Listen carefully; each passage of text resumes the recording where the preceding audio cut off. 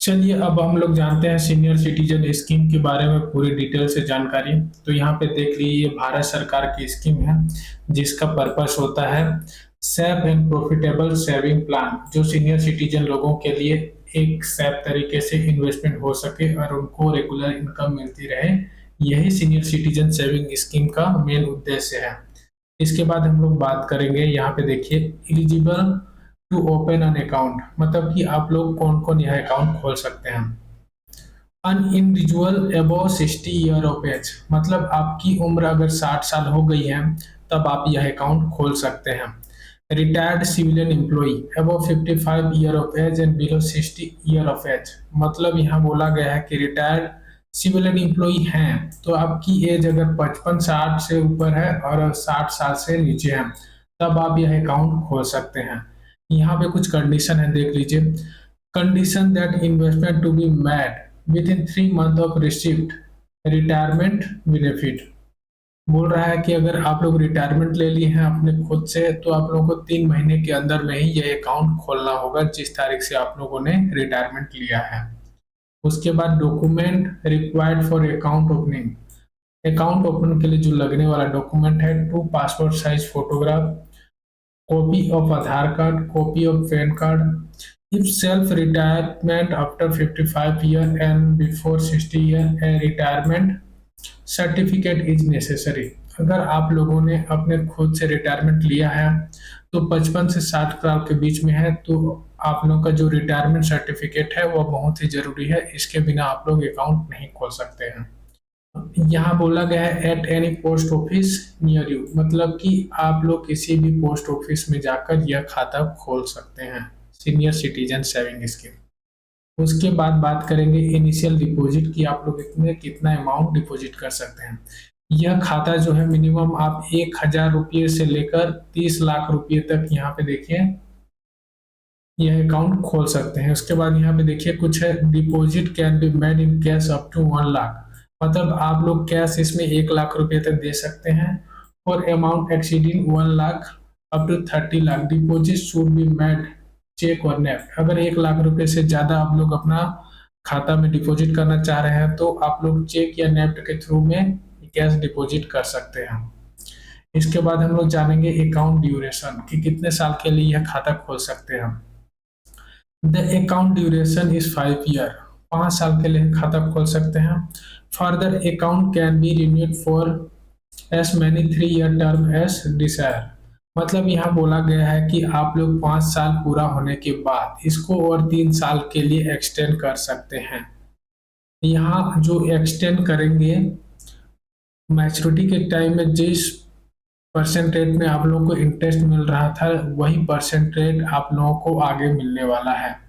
यहाँ पे देखिए बोला गया है कि अगर if account is close with in 1 year after renewal 1% deduction will be made from the account balance, अगर आप लोग अकाउंट को एक्सटेंड कर रहे हैं और एक्सटेंड 3 साल के लिए होता है और उससे पहले भी 1 साल के अंदर में आप लोगों ने अगर खाता बंद करना चाहा तो आप लोग जो डिपॉजिट अमाउंट है उनमें से आपका 1% डिडक्ट कर लिया जाएगा और बाकी अमाउंट को आपको वापस दिया जाएगा।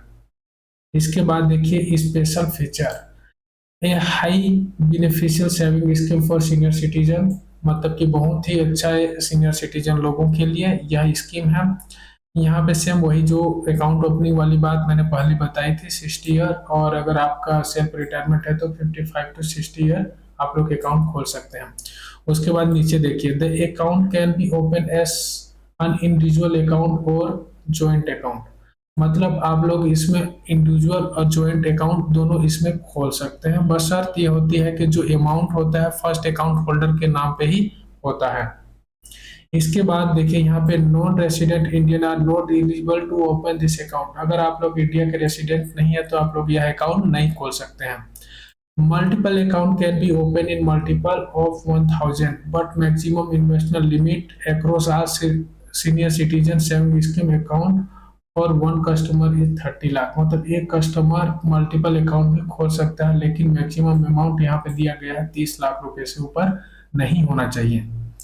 Account holder can close the account at any time before maturity. अगर आप लोग खाता खोलनी है तो आपको जरूरत पड़ने पर आप कभी भी यह खाता बंद कर सकते हैं। कुछ शर्त होती है जिसको हम लोग जानते हैं यहाँ पे।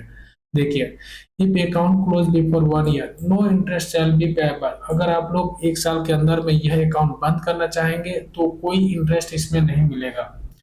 And any interest paid on the deposit shall be recover from the deposit and the balance shall be paid to the account holder. अगर आप लोगों को 1 साल के अंदर में कोई इंटरेस्ट मिला है तो वह इंटरेस्ट आप लोगों को जब सरेंडर करेंगे यह खाता, तब उस टाइम में जो डिपॉजिट अमाउंट रहेगा उसमें से जो इंटरेस्ट मिला रहेगा वो डिडक्ट कर लिया जाएगा। जो बचेगा वो पैसा आप लोग को रिटर्न दिया जाएगा। If account close after 1 year but before 2 year from the date of opening, an amount equal to 1.5% of the deposit shall be deducted and the balance shall be paid to the account holder. यहाँ बोला गया है कि अगर आप 1 से 2 साल के बीच में यह खाता बंद करते हैं तो 1.5% आपका यहाँ पे डिडक्ट कर लिया जाएगा। उसके बाद देखिए, if account close after 2 year and before 5 year, तब यहाँ पे 1% आपका डिडक्ट कर लिया जाएगा। इस चीज को आप लोग ध्यान रखिए। अगर अकाउंट ओपनिंग कर रहे हैं और सरेंडर करना चाहते हैं 5 ईयर से पहले तो ये चीज आप लोगों के ऊपर लागू होगी अगर सरेंडर करना चाहेंगे तो।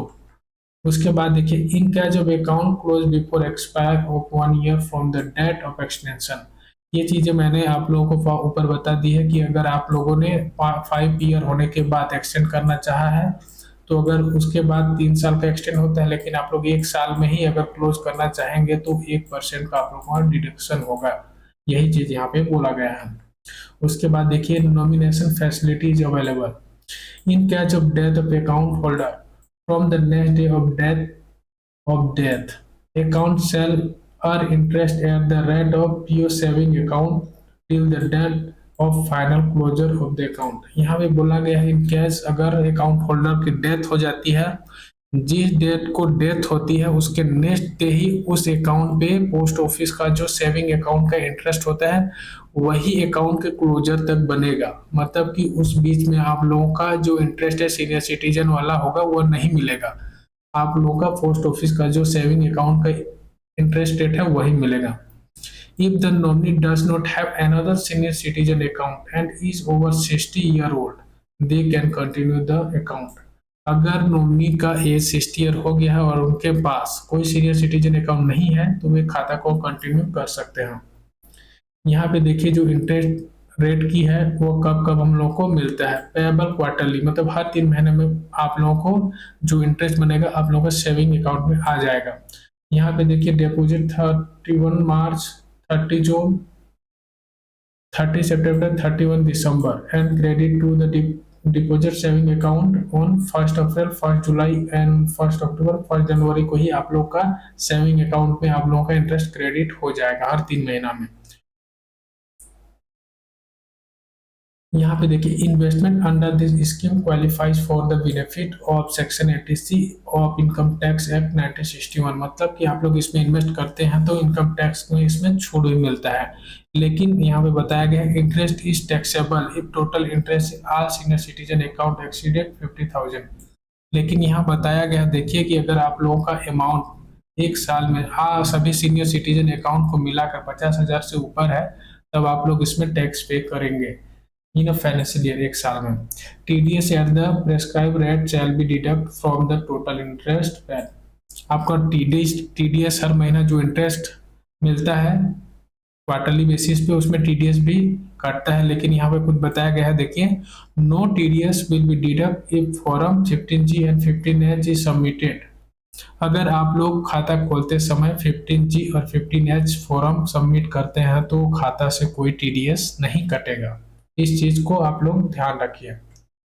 उसके बाद, when investing more than 10 lakh the following additional document। अगर आप लोग 10 लाख से ऊपर इसमें डिपॉजिट करना चाहते हैं तो कुछ जरूरी डॉक्यूमेंट है उसको लेके जाना पड़ेगा। देखिए, बैंक स्टेटमेंट है, copies of income tax filed with the department in the last 3 year. आप लोग लास्ट 3 ईयर का जो इनकम टैक्स आपने फाइल किया वो चीज लेके जाना है।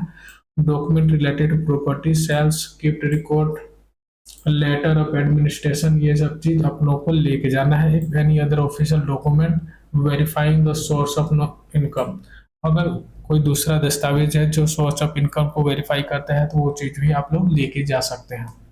तो ये थी हम लोग के सीनियर सिटीजन के जो अकाउंट है उसके बारे में पूरी जानकारी। अब इसके बाद हम लोग देखेंगे कि हम लोग कितना अमाउंट जमा करेंगे, तो हम लोग को कितना क्वार्टरली बेस या ईयरली में हम लोग को अमाउंट मिलने वाला है। तो वीडियो को अंत तक जरूर देखें। यहाँ पे एग्जैक्ट कैलकुलेट करके बता रहा हूँ मैं आपको कि इस अभी वर्तमान 8.2% रेट के अनुसार में अभी हम लोग को कितना इसमें इंटरेस्ट क्वार्टरली बेस पे हम लोग को देखने को मिलेगा।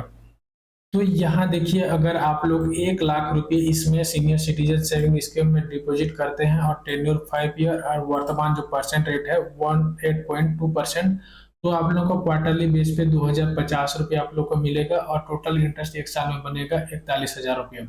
इस तरीके से अगर हम इसको 5 लाख रुपीज करते हैं तो यहाँ पे देखिए 10,250 रुपये क्वार्टरली मिलेगा आप लोगों को, और इसका टोटल इंटरेस्ट जो बन रहा है 5 ईयर में 2,05,000 रुपये। अगर हम लोग इसको 10 लाख रुपए करते हैं तो यहाँ पे देखिए क्वार्टरली बेस पे आप लोगों को मिलेगा 20,500 रुपये और टोटल इंटरेस्ट 5 ईयर में बन रहा है 4,10,000 रुपये। अगर इसको हम लोग 20 लाख करते हैं, यहाँ पे देखें